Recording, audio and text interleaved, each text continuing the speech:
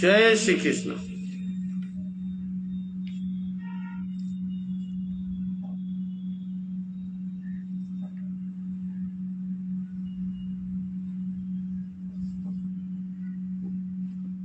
सभी मित्र जल्दी से जल्दी लाइव पे जुड़ जाएं। अभी मैं लाइव पे आ चुका हूं आप लोगों के बीच।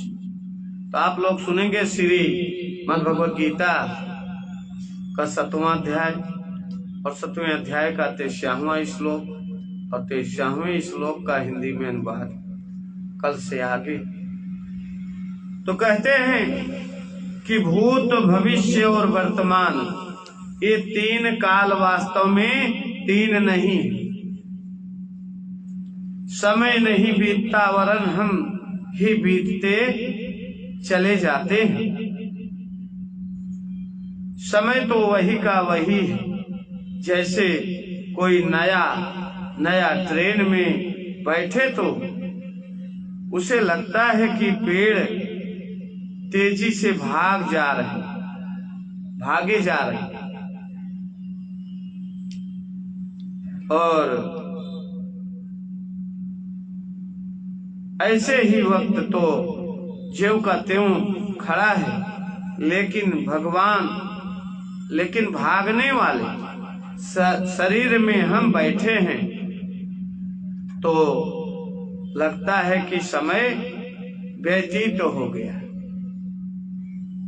समय व्यतीत नहीं हुआ बल्कि हम ही बीतते हुए चले जा रहे। जय श्री।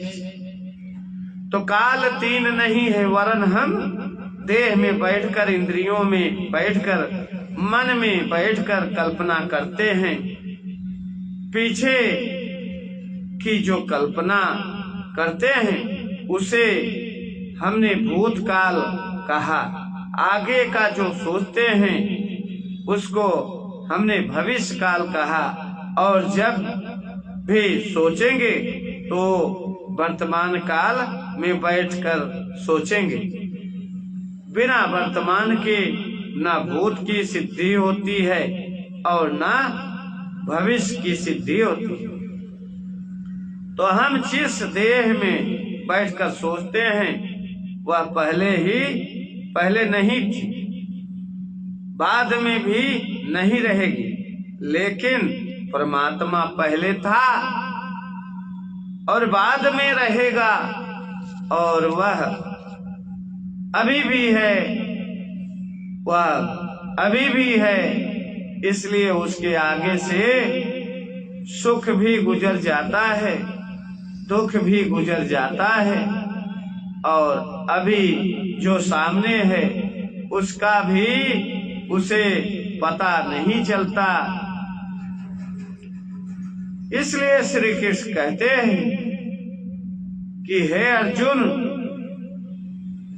पूर्व में व्यतीत हुए, वर्तमान में स्थित तथा आगे आने वाले सब भूतों को मैं जानता हूँ। जैसे श्री कृष्ण सबको जानते हैं ऐसे ही आप भी इस जीवन की सब परिस्थितियों को जान सकते हो। अभी तक जो हुआ उसका तो आप जानते ही हो, अभी जो हो रहा है उसे भी आप देख रहे हो, लेकिन भविष्य को नहीं देख सकते। क्योंकि हाड़ मांस की देह के साथ आप चिपके हैं, इसलिए भविष्य आपको दिखता नहीं। जय श्री कृष्ण। तो भविष्य भी क्या होगा? जो बीत गया वह स्वप्न, जो बीत रहा है वह स्वप्न, तो जो आएगा वह भी तो स्वप्न ही है। किंतु हम कल्पनाओं में इतने उलझ जाते हैं कि स्वप्न को ही सत्य मान बैठते हैं और कृष्ण तत्व को, श्री कृष्ण की बातों को समझ नहीं पाते हैं। नहीं तो श्री कृष्ण तो हमको श्री कृष्ण बनाने के लिए तैयार हैं। जय श्री कृष्ण। लोग कहते हैं कि महाराज भगवान की प्राप्ति के हम अधिकारी नहीं हैं। अरे भैया, कुत्ते को सत्संग सुनने का अधिकार नहीं है, गधे को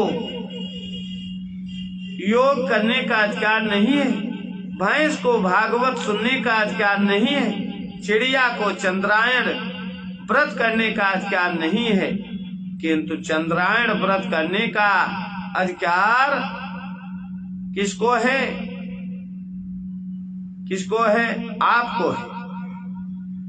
भागवत सुनने का अधिकार आपको, योग करने का अधिकार आपको, भक्ति करने का अधिकार आपको, सत्संग श्रवण करने का अधिकार आपको।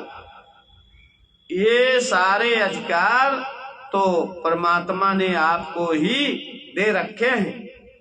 फिर क्यों आप अपने को अनाधिकारी मानते हो? जय श्री कृष्ण। तो हम आज अपनी वाणी को यहीं विराम देते हैं। कल फिर आएंगे, आप लोगों के साथ शेयर करेंगे। अगर आपको अच्छा लगता है तो ज्यादा से ज्यादा सब्सक्राइब करें। जय श्री कृष्ण। जय श्री कृष्ण। नारायण नारायण।